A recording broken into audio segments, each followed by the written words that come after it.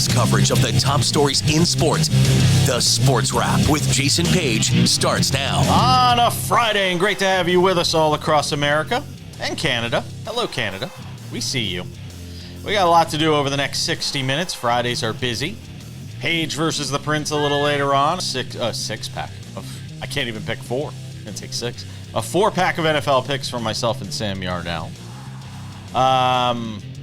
There are some baseball notes to get to from the wild card race. Big retirement announcement. Not a surprising one, but a big one nonetheless. Coming down as well. We'll preview the NASCAR race because it's a NASCAR Friday with a race in Dover this weekend to talk about with our friend Tino Pattigno. Robert Littal is here from Black Sports Online as well, but we start things out in the NFL, and Sam Yarnell is here. Oh, look at that glow. Look at the glow. The post-Bills glow on Sam Yarnell as they get a victory against the Miami Dolphins. It wasn't easy, Sam. 31-21. Buffalo does get the victory. And there were a lot of questions going into this game that we were asking about, whether or not Mike McDaniel would keep his job following a potential loss here, or what we all foresee, what we're foreseeing as a loss here. The headline for me is he keeps his job. He should keep his job. That team looked prepared. That team looked ready to play. That team looked hungry. And look, if not for a couple of mistakes in the fourth quarter, now you could say, well, they aren't prepared, and that's why mistakes happen. I'm not going there. The blocked punt attempt that turns into a penalty, and then obviously the Tua interception. It's a terrible interception by Tua. It's just I even tweeted it. I'm like, this, you just can't stare down the receiver like that in the NFL and expect to not have bad things happen. Josh Allen and this Bills team does what it does. And there's a conversation to be had about them that I want to get to in a second. But first, from the Dolphins' perspective in a loss, did McDaniel do enough to keep his job? Yeah, for this week, right? It's very much a week-to-week thing. And the Dolphins played a great football game. And you heard in the postgame, Tyreek Hill, I think, or maybe it was Tua, one of their star players came out and said, man, you guys should have seen the way Mike McDaniel was coaching this team this week, the way he led men. And you could see it on the field, the way they were playing. It was a different Miami Dolphins team than we had seen through the first 2 weeks. All that said, their next two games are at home against the Jets and then on the road against the Panthers. I think if they lose either of those two games, we're right back to where we started with Mike McDaniel, considering you're probably staring down a Tyrod Taylor-led Jets team, and the Panthers still seem to be in football purgatory. So, yeah, Mike McDaniel, for the next week, you can relax a little bit, but that doesn't mean take your house off the market. I think over the next 2 weeks is when we'll really learn about how Chris Grier and this Dolphins front office feel about their head coach. Yeah, I think they're going to feel good because I think they're going to win both of those games. And what I saw last night was enough to convince me this team could still win football games. So I'm not saying they're coming back from 0-3 to make the playoffs, but somebody's going to have to make the playoffs of these teams that have started slowly. So, I'm not saying the Dolphins will be that team, but you've got the Chiefs at 0-2. You've got the Dolphins at 0-3. Somebody's got to make the playoffs. They can't all, they can't just take, a few less teams. Somebody's going to have to make the playoffs. So I'm not saying they're getting in. I'm just saying I wouldn't be shocked if through 5 weeks this team was 2-3. But again, we could finish the show today and you could be watching this right now. And by the time you watch it, because of when we put the show together in the morning, we could all be talking about, coming back on Monday going, man, that sucked. Mike McDaniel got fired and screwed up our whole show. So that's entirely possible as well. To the Bills' perspective, look, here's the reality about them. And as much as I was the one to bring up the topic yesterday of them going undefeated, if they were to, if everything broke right, they can go undefeated. This team's not going undefeated. After watching that game last night, look, they are demonstrably better than the Miami Dolphins. And halfway through the fourth quarter, it looked like the Dolphins had, every opportunity still to win this game. And now you've had two games at home where the first one they were outplayed for 3.5 quarters, and in this one they were basically played to a draw for the first 3.5 quarters against a Miami Dolphins team that they were favored by 11.5 against. it's all about getting the wins, that's fine. And if you want to look at the bright side of it, Sam, the bright side is they're not playing their best football yet, and they're still 3-0. So, with that said, where are you on the Bills after what you saw last night? Yeah, actually in a completely different place. Actually, because of last night is why, and over the last 2 games, ironically, is why I actually now believe that of all the 32 teams in the NFL, obviously the Bills have the far and away best chance to go 17-0. And if we're actually talking about it being a real thing, the Bills are the only team, because of schedule and strength of everything, the Bills are the only team you could talk about having an actual chance. They're historically good. What's been especially interesting for me to watch over the last 2 weeks as a football fan is the Bills are not playing Bills football, and that's okay. They're beating teams by 10 and 27 points, playing the other team's game, which is something the Bills in the past have gotten so caught up doing and being unsuccessful at, and it's ultimately led to their demise over the course of the last 2 seasons. Some interesting stats that came out of last night, though. So through the first 3 games of the season, the Bills have a 3-0 record. They've scored 100+ points. They haven't turned the ball over once. They've taken less than 15 penalties. They have more than 150 rushing yards per game and more than 250 net passing yards per game.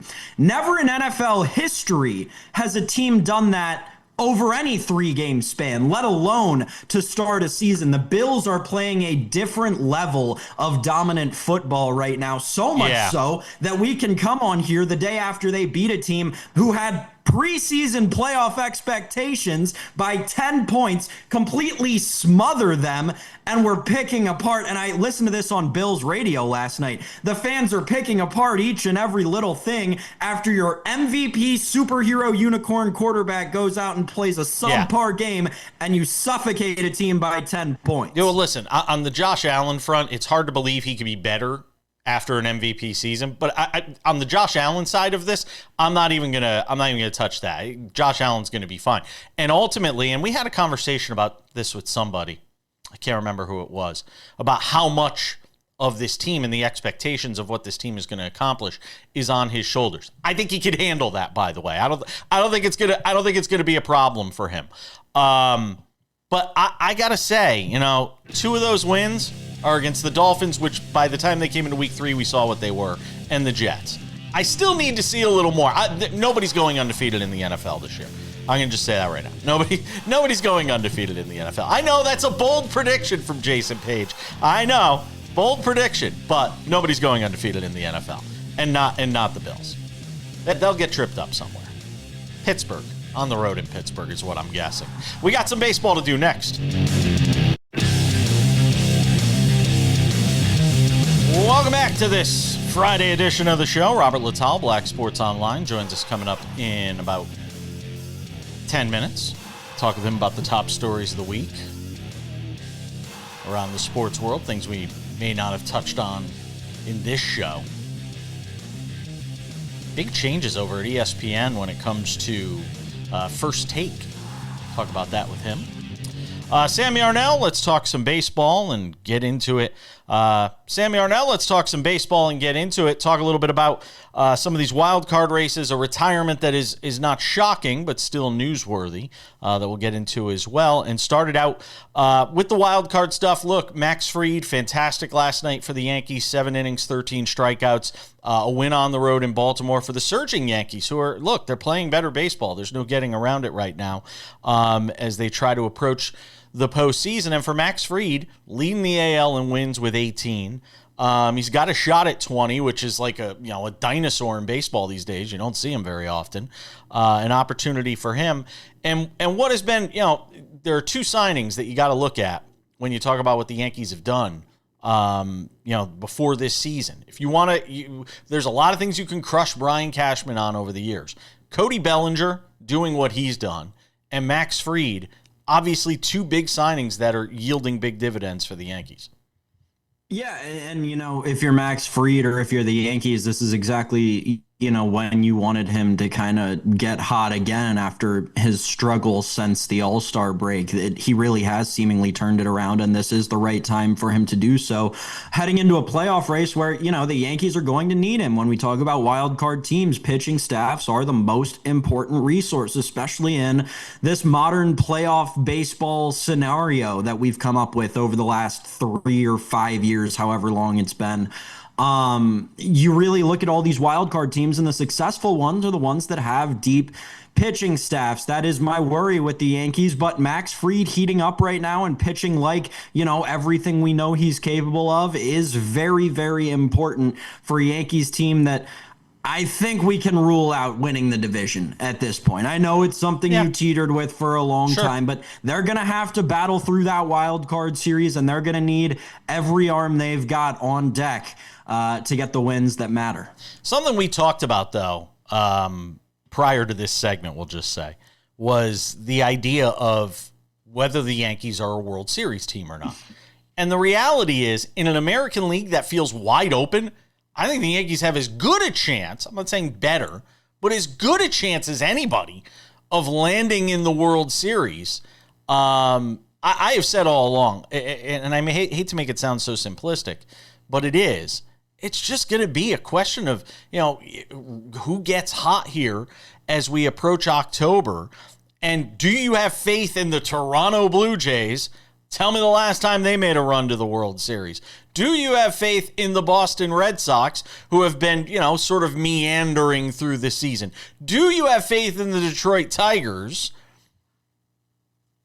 the Mariners, the Astros? I mean, we could keep kind of running through the list here. All these teams have their warts, Sam. Yeah, so I'm actually so excited about this take. It's going to be one of my favorites that I've ever made on the show. Oh, God. The reason, and I was making this point when you, Jason, and I were so rudely interrupted before the segment started by the powers that be.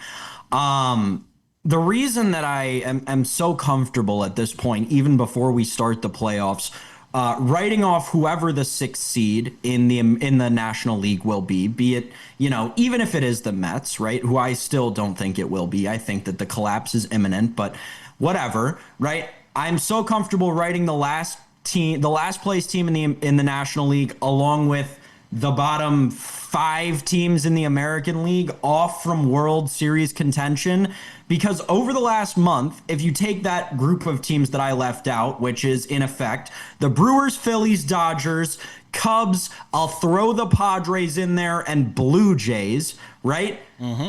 It's like the Lamar Jackson versus Josh Allen Sunday night football game compared to every other football game and all the tweets you saw about it. Those teams that I mentioned, the Brewers, Phillies, Dodgers, Cubs, Padres, and Blue Jays, they're playing a different sport relative to all these other teams right now. They're like playing baseball too, and everybody else is just trying to figure out when they're going to lose to one of those teams in the playoffs. So, at the end of the day, maybe the American League does get crazy, and you have a team go on a 2019 Nationals-esque run, and the Yankees can get all the way to the World Series on the backs of that. But I just don't see them beating one of these teams at the forefront of the sport right now, which they'll probably have to do to get to the World Series. Well, I don't see anybody out of the American League right now beating, whoever comes out of the National League on paper. However, we don't play games on paper. And guys can struggle, and guys could, go out and throw a clunker in the postseason. We've talked about the Brewers all year. How many times have we talked about the Brewers, and they wind up in the postseason and they find a way to lose to the Mets? I mean, it just, to me, I think other than the Dodgers, I don't think anybody's inevitable. I don't think anybody is inevitable right now when you look at sort of where things align as far as these wild card teams are, and frankly, anybody who makes the postseason. Quick thought on Clayton Kershaw, speaking of the Dodgers. Been an amazing career. And I don't think any of us should be shocked at the news that he's decided to retire at the end of this year. He got to his 3,000 strikeouts. It's been an amazing Hall of Fame career for Clayton Kershaw. I thought the timing of announcing it was kind of weird. I don't know why you're announcing it, now. You don't really get to do the farewell tour because you're getting ready to start the postseason. So the timing of it was a little weird to me, but not a shock at all that Clayton Kershaw has decided to hang it up after this season and leaving on a good note. Right. I think that the timing of it may be a little weird. Everybody knew that this was coming. Nobody thought that Clayton Kershaw was going to pitch next year. I think even with the IL stint at the beginning of the season and him starting the season 2 months late, that kind of gave everybody the idea that, okay, this is just, we're just walking the old show pony around the track one more time. Truly an impressive career for Clayton Kershaw. He'll go down as a first ballot Hall of Famer, one of the best to ever do it. His home ERA, Jason, career 2.26. That's how many runs he gave up at home per 9 innings. It's the best of any pitcher with over 1,000 innings in their career. Oh, they're walking him around the track. I hope they're not taking him out back to shoot him. Oh my God. Give me the horse analogy. I was worried we're putting him out to pasture or something. I don't know. Been a great career for Clayton Kershaw, though. Certainly one of the finest of this generation. All right, there's more to do. Robert Littal joins us from Black Sports Online, talk about the top stories of the week. Sam returns later for Page versus the Prince. I have to do better than I did last week. I can't do worse. All right, we take it to segment 3 on this Friday edition of SportsWrap. If it's a Friday, it means a lot of things. One, we got Page versus the Prince, our 4-pack of NFL picks coming up a little later on. It also means it's a NASCAR Friday with Tino Pattigno stopping by from SiriusXM NASCAR Radio and Tubi to preview this week's race in Dover. But it also means this guy is here. He didn't lose his shirt in Las Vegas last weekend, apparently, because he's wearing one right now. His name is Robert Littal. He is the founder of Black Sports Online. He joins us every week on the show, talk about some of the top stories of the week, some that we get to, some that we don't get to. So what were your impressions of Las Vegas? You got to see Allegiant Stadium for the boxing, and then 2 days later, they flip it around for the Monday Night Football game. What were your impressions of Allegiant Stadium? It was great atmosphere.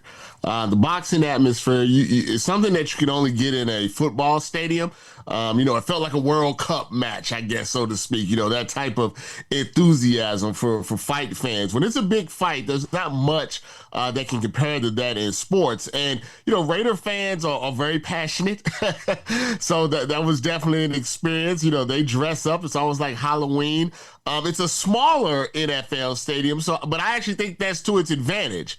Unlike SoFi, that's like 100,000, so everybody can't fit in there. It's kind of so big. Dallas is like that. It's 100,000. It muffles the sound a bit. I feel like in Allegiant Stadium, no matter where you're sitting, you feel like you're close to the action. So it's definitely a recommend for me. All right. You didn't lose your shirt? No gambling? We didn't hit the tables at all? I lost a little bit on Canelo. I'm a little upset at the Mexican redhead, but that's not too much. In the day, let me ask you real quick before I get to the stuff out of ESPN that I want to talk to you about. How much, in the days following the fight, what have you heard coming out of that fight that maybe caught your attention? Not the day after when we talked on Monday, but what you heard in the days since that. Well, I think it's really more about what Turkey Al-Sheikh and TKO and Dana White, what their plans are going forward. Because I guess one of the issues with boxing is you get, like we talked about, you get a big fight and then, you don't hear from these guys for another year and a half. And that really kind of hurts the sport. So will they be able to continually make these, big fights in a more expedient fashion? Yeah, I agree with you on that. All right, to the news out of ESPN this week, and we didn't talk about it all week on this show because I wanted to save it for you, and that was Molly Qerim basically just disappearing. She's there one day and then she's gone the next with just an Instagram post saying, hey, I moved on to the next chapter of my career. It sounds like, I listened to Marcellus Wiley and watched some of what he's saying, and you sort of read the tea leaves, and it sounds like they just wanted to sort of pigeonhole her into this role, and they weren't really willing to expand her and sort of let her spread her wings, as opposed to being the moderator between Stephen A. Smith and special guest host A, B, or C. And she just said, I'm going to go find out what's on the other side of this. Yeah, I have a few sources there, and essentially, there's a contract negotiation, and being the host and being with Stephen A. Smith for that long, I mean, it can kind of ride on you a little bit, and she had seen what other hosts have went on to do in these type of shows. You see what Joy Taylor had went on to do, what Carrie Champion had went on to do, and others. And she wanted to do that, but it didn't seem like ESPN was interested in that. And then she's also seeing all this big money that's being thrown around by ESPN, not to just, Stephen A. Smith, but Dan Orlovsky, Malika Andrews. And she feels she's as much part of the show as they are, as important to the network. But that number, is a little bit lower. And also, someone she believes on ESPN side leaked that information that she did not want to leak. And you got to think about how social media is now. Once that got leaked, the next show is going to be totally uncomfortable. People are going to be speculating. They're going to be making up rumors. There's going to be fake things on Facebook. I just don't think she wanted to deal with that, especially as a woman in the industry. A lot of certain things can be said about you. And she, like you said, she just said, I just rather leave right now. I would think she has thicker skin, though, working with somebody like Stephen A., that the social media part of it wouldn't bother. I think she truly felt disrespected. But, I got to say this, Robert, and this is not a shot at Molly Qerim. It's more of a speech on sort of what happens to a lot of these personalities when they always think the grass is greener on the other side and that they can be bigger than what ESPN built them up to be. And there are countless examples. You can talk about Joy Taylor, Carrie Champion, and I don't say this as disrespect to her. It really hasn't gone well for her since she left ESPN. She's kind of bounced around. She's a political commentator here and there. She doesn't really have a lane anymore, per se. I don't think it's gone that well for her. I could talk about the Michelle Beadle, and Beadle's a friend of mine, but I could talk about the Beadle thing, where she's bounced around, and some of that has to do with her personality and maybe how she rubs people and things like that. But there have been a lot of examples where people leave and find out the grass isn't so much, isn't that much greener on the other side. I wonder if she already has something in play. But it still may not wind up being better or a bigger platform. But listen. Sometimes when we talk about grass is not greener, we talk about exposure and we don't talk about peace of mind. Sure. And Beadle, her peace of mind is much better. Oh yeah. Without ESPN, and I know Carrie a little bit, and her peace of mind is better. Jamel Hill's peace of mind is better. She's done it, but Jamel Hill's carved out a nice, thing for herself. But Pablo Torres, peace of mind, is where the grass is at. Especially if you made, good money at the time that you were at ESPN, that you can afford. Some people can't afford to just walk away. But if you can, and that peace of mind is what you're really looking for, then, there you go. What does it mean for First Take ultimately in your mind? Anything? Not much. See? That's the point. And that's what ESPN is saying right now. And that's why they're not going to give her the moon and stars. Because they say we can take any nondescript, attractive female. This is not me talking. This is me saying what I think ESPN is thinking. And plug them in and boom, we'll be fine. Yeah, I mean, it's the Stephen A. Smith show. I mean, and that's across pretty much the entire network. Hey, I tell you something. I emailed the president of content and told him what I think they should do. Really? Yeah. What I got to lose? I told him it's nothing different than I've said on social media. All right, then what have you said? I told them that they have too many ex-athletes. Specifically, they have too many black male athletes. They need to bring in some more independent journalists. They need to be more locally centric. When they're talking about certain teams like Oklahoma City, or they're talking about teams like Jacksonville Jaguars, they need to bring in local reporters on the show to educate Stephen A. Smith, because he can't know everything. Yeah. And I think they would bring in a totally different audience for people that want to see different voices and not the same people over and over again on ESPN. Robert Littal, ladies and gentlemen, consultant. And owner of and founder of Black Sports Online. I did it for free. We got another segment coming. The great Robert Littal is hanging out with us from Black Sports Online because it's a Friday on SportsWrap. Representing St. John's for some reason that I don't know. My daughter is going to graduate. Oh my God, I'm such an idiot. Yeah, my daughter graduates in 2026 from St. John's. I'm St. John's dad. My Now, secondary school behind Ohio State. Okay, because I always just expect to see something Ohio State. Yeah, of course. Yeah. Splashed all Shout over. out to my daughter Layla. Shout out. I like it. Are we gonna start bringing her on the show like Stephen A. Smith is doing with his daughter? She definitely can make fun of me.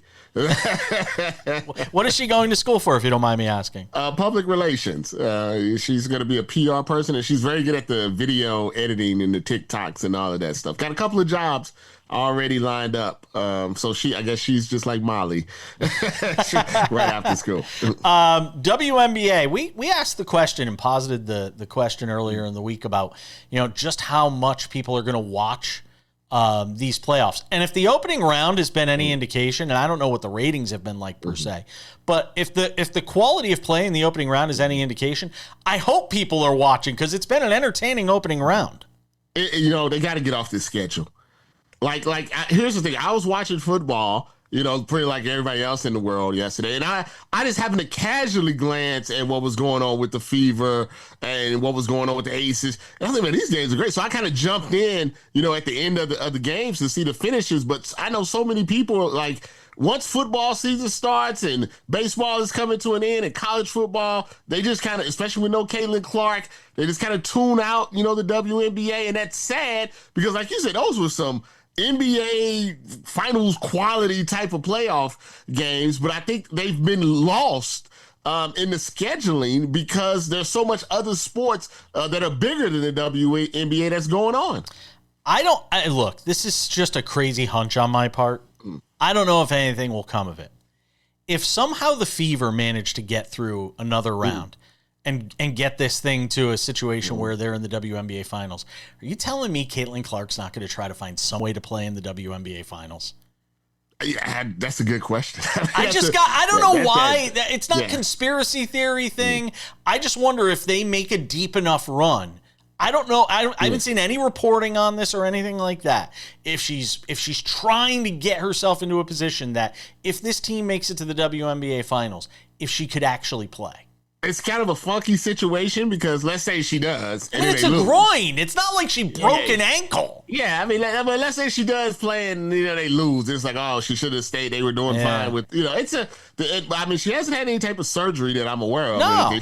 She's bouncing up and down on the sideline. I don't think they thought that they would even go this far. So you're probably right. So I don't know. Maybe that's something for these WNBA reporters instead of trying to make, Angel Reese and talking about sneakers and stuff. Maybe that's to get it out there and ask some damn questions to get some answers.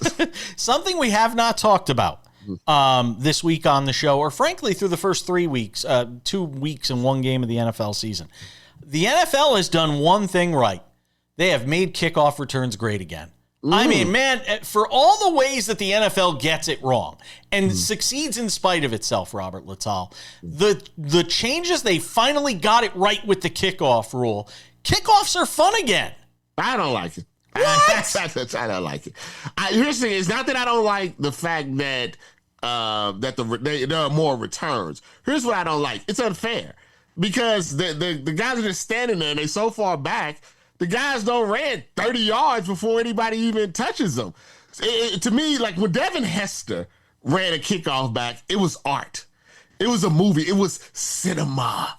This is not cinema, right here. This is just a guy running fast for 30 yards for anybody. If they would have just kept the regular rules and just pushed the kickoff back, because these guys have bigger legs now, they would have got the same results, but we would have got cinema of the kickoff, not these guys just standing there. I can run for 25 yards right now on a kickoff. Right now. I don't know. You might be able to jog 75 yards. Where's my helmet? I'll put my helmet. I don't know. 25 yards right now. Thursday night football. You kick me off and give me at the 1 yard line. I guarantee I can get you 25 yards before anybody even touch me. And then we'd be pooping. Well, then I go to the hospital when I got hit. Yeah, I was gonna say. I can get those 25 yards. Yeah, exactly. We'd all be worried for your safety once they do finally catch up to you at the 35-yard line. We asked this question yesterday on the show. I think this is the last year of the tush push, as we know it. Yeah, I think this is it. Yeah. They're going to start heavily scrutinizing it. You saw the story about what the officials are told to look out for now. I think this play is getting eliminated. It almost got eliminated before this season. Yeah. I think it's done after this year. And I think it's sad because it's just one team, and it's your job to figure out how to stop it. If it was something like it was a cheat or like a cheat code, that's what it feels like. A cheat. It feels like when I used to be able to block extra points on Madden when I was a kid. But it's just one team. Like, here's the thing: anybody can do it. I mean, and we've seen other teams try. They're just not good at it. I mean, it's maybe it's what we can call like a glitch or an exploit that one team has figured out. But I think you're right. I think it's just, I mean, they ran it like 7 times or something against the Chiefs or something, and got it like every single, time. So I think you're right. But, people are creative. They'll find a different way to, I mean, Jalen Hurts' thighs are not going to change. And, you know what I'm saying? They'll figure out a way. By the way, Chargers the class of the AFC West in your mind?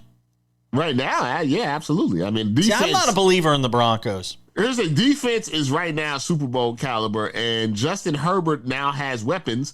The running game's not too great, but it's still early, and the Chargers are the Chargers. But right now, I think you would have to consider them the favorites. I mean, I think they handled the Chiefs and the Raiders even better than what the scores indicated in those games. Robert Littal is the founder of Black Sports Online. He does a great job with it. I always appreciate you, my friend. Have a wonderful weekend, and we'll see you back here next week. Bye, Layla. We're coming back on this Friday edition of Sports Wrap. Sports Wrap continues. Odds and Ends wraps it up in 10 minutes, but it's not Odds and Ends on a Friday. It's Page versus the Prince. 4-pack of NFL picks. Hopefully I do better than last week because I can't do worse. I was 1-3. I guess I could do worse. I can go winless. This guy doesn't go winless. Tino Pattigno is here, ladies and gentlemen. SiriusXM NASCAR Radio Tubi, contributes with those guys, and he joins us here on the show. You asked me before we came on the air, said, so did you watch Bristol? Not only did I watch Bristol, I had the popcorn out. I mean, I said the only thing missing from that race was a guy being shot out of a cannon. You had cars on fire. You had smoke billowing, and one of them, guy having to jump out of his car. I mean, everything you could want out of a NASCAR race, you got it last week in Bristol. That said, I have to ask you, while drivers have said we want, the tire wear and all of that stuff, after they got it last week, was the reaction still, yes, this is what we want? Or did some people pull back and say, this might have been a little too far? From a driver's standpoint, definitely more on the side of, hey, we'd like to at least know this was coming, because they were telling Goodyear NASCAR was saying this is what we're expecting. We're going to try to get this out of the race cars. But in practice, the very limited practice session they had, nothing wore. There was no fall off. So the drivers were saying, oh yeah, normal conditions. We're just kind of going to run like normal. In the spring where there wasn't much fall off, that's how it's going to be again. So everyone was kind of like, oh man, all right, swing and a miss. And then shocked to see the amount of fall off that we did. So I think from a driver's standpoint, and they've been consistent with this since post-COVID next gen era, since practices and practice times have changed, they want more practice. They want to be able to experience the fall off and get the data and the analysis that the crew chiefs can have and plan for something like that to happen. Yeah, and that's fair. At the end of the day, when you look at the 12 drivers that have sort of qualified for the next round, is there one more than another that surprises you? Austin Cindric surprised me, sitting in 9th right now, -1 from the cut line, and a gutsy performance. You're talking about cars at Bristol that had smoke in them. Josh Berry was one. He gets eliminated. Car, couldn't too much smoke to handle. Obviously had to get out, be safe. But Austin Cindric, a lot of smoke in that car. He stays in the race. He drives off pit road, not even able to see it look like. And to me, that was something where maybe a lot of people saw him as a first round exit, right? Wouldn't really be wrong to say. That's a fair, opinion, but the fact that he's able to make it to this round of 12 is a win for them in that group. That's getting better, and I'm glad to see him do so. And only being -1 of the cut line, if you have a consistent round right here, you can continue to move on to the round of 8, in which you win one race, then you're into the championship 4. Real quick, were you happy with the decision for them to add the extra set of tires? Almost like changing the rules in the middle of the game. To me, it was like if they said in the middle of an NBA game, you know what, we're going to add an extra quarter. I'd just look at them and be like, what?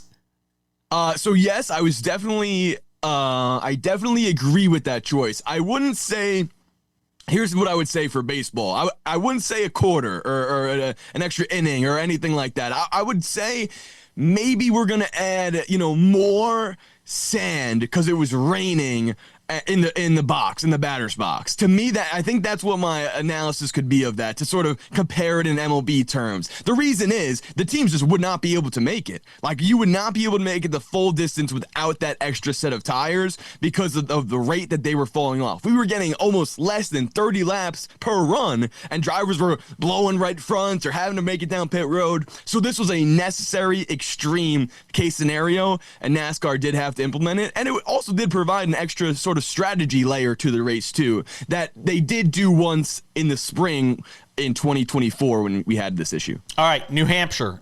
Denny Hamlin won here, if I'm not mistaken, earlier this year?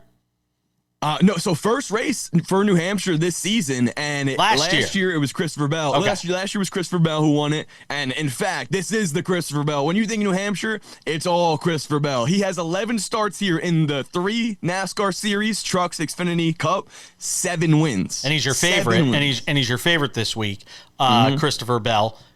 Denny Hamlin, by the way, 7-1, second best odds on FanDuel, along with Ryan Blaney and Kyle Larson.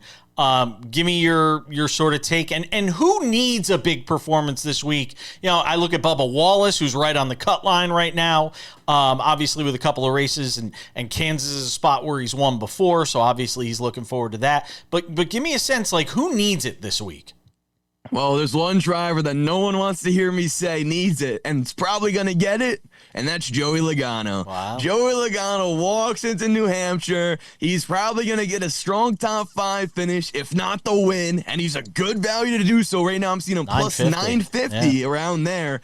Here's the thing. If it's not Bell, it can be Logano. Another driver I was going to say was Ross Chastain.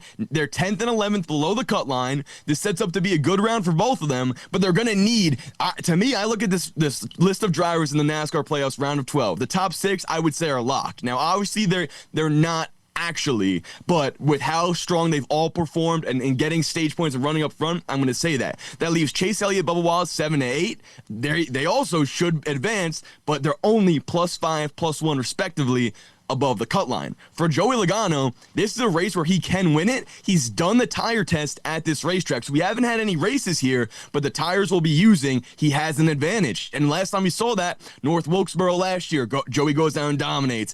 We saw it at other tracks this season where it's played a factor to where if you get the position to do a tire test, you're just having more data. Like, it is a little bit of, I can't say cheating, but it's an advantage. And Christopher Bell, Joey Logano, Ross Chastain, those 3 drivers were able to do the tire test for their manufacturers.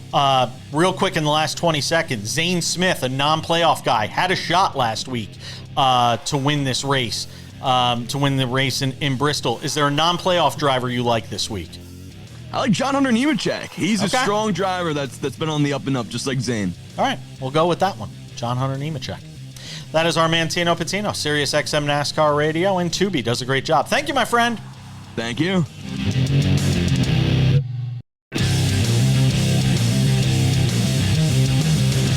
All right, just about time to put the wraps on this baby for a Friday. Before we go, a couple of reminders. Make sure to check out the SportsWrap with Jason Page podcast, available on all your favorite podcasting platforms.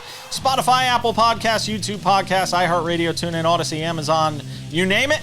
Any podcasting platform, we're there for you. 45 minutes commercial free. In addition to being able to watch this show on over 275 affiliates around the country, you can also watch it on our YouTube channel. The SportsWrap with Jason Page YouTube channel has the show there. SportsWrap shorts are there. The game ends last night. Boom, you go there. We've got a SportsWrap short for it. Even though I got the score wrong, I said 30-21. It was 31-21. I am a professional. So always go and check that out for SportsWrap Shorts. Page versus the Prince, our picks will be there on Sunday. If you want winning or losing advice, as it was for me last week, you can go check that out as well. And without any further delay, ladies and gentlemen, on this Friday edition of the show, there's only one thing left to do. It's Friday, and that means it's time for the weekly face-off for sports betting bragging rights. It's Page versus the Prince on the Sports Wrap. Sam Yarnell, there's only one thing for me to do following my 1-3 last week, and you're 4-0. As you read your picks, I will live in shame.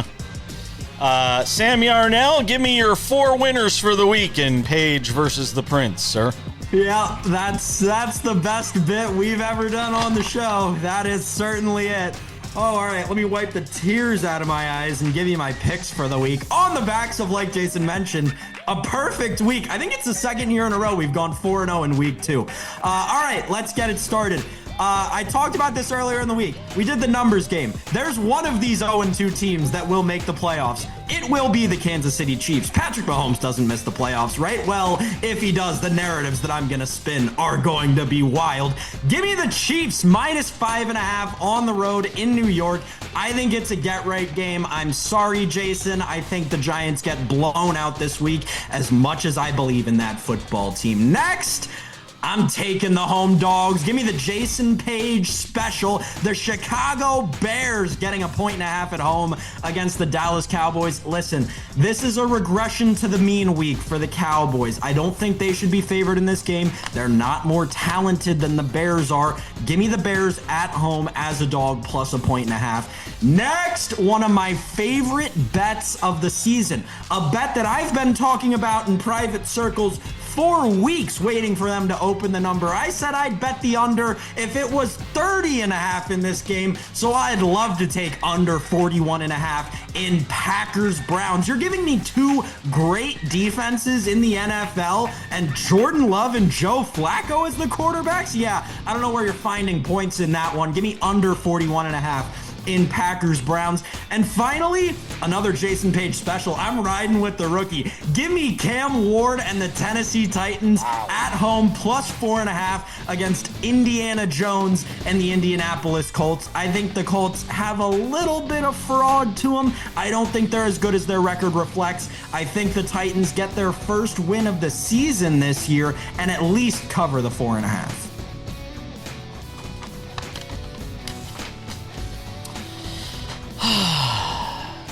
Couldn't see my reactions under the bag, but I don't deserve to have reactions that anybody could see because I was 1-3 last week. You should have seen the crap that people were giving me on social media when I post those picks. Yeah, wasn't pretty, but we own it. I went 3-1 the week before, so I'm 4-4 for the season. Not exactly dog meat. Sam is 6-2. Through the first 2 weeks after a 2-2 opening week. All right, I got 4 picks. I don't have a lot of confidence in myself right now. I'm reeling coming off of what took place last week, but we will persevere. Give me the Steelers minus 1.5 on the road against the Patriots.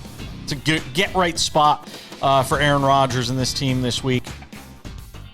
Patriots able to capitalize on a Dolphins team that was sort of reeling last week. I like the Steelers this week. This is the sort of game that Mike Tomlin and this team win.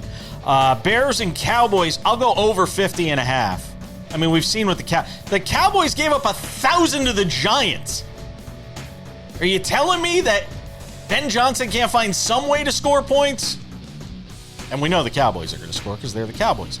And the Bears have been giving up points left and right. 50.5, I'll go over. Bengals and Vikings.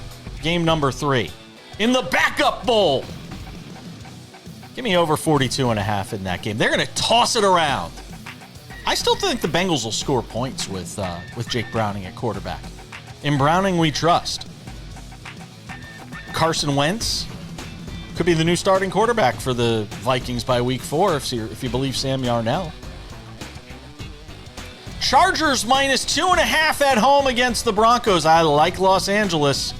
You know how I feel about Denver, and if you've listened to this show or watched this show over the first 2 weeks, you know how I feel about the Chargers. I think the Chargers are the class of the AFC West.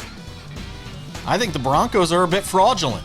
I thought they were fraudulent coming into the season. You heard me, Denver. Nick Ferguson, Bo Nix, Sean Payton. Give me the Steelers minus 1.5. The Bears and Cowboys over 50.5. The Bengals and Vikings over 42.5 in the backup bowl. And give me the Chargers minus 2.5 at home against the Broncos. Page versus the Prince. Backup bowl over's a vibes pick. I love it. I was going to ask if you had final thoughts, but there they are. Thank you to Tino Pattigno, Robert Littal, you, Sam Yarnell. Hopefully we do better this weekend than we did last weekend. We meaning me. See y'all back here on Monday. Do better. No, you couldn't do better.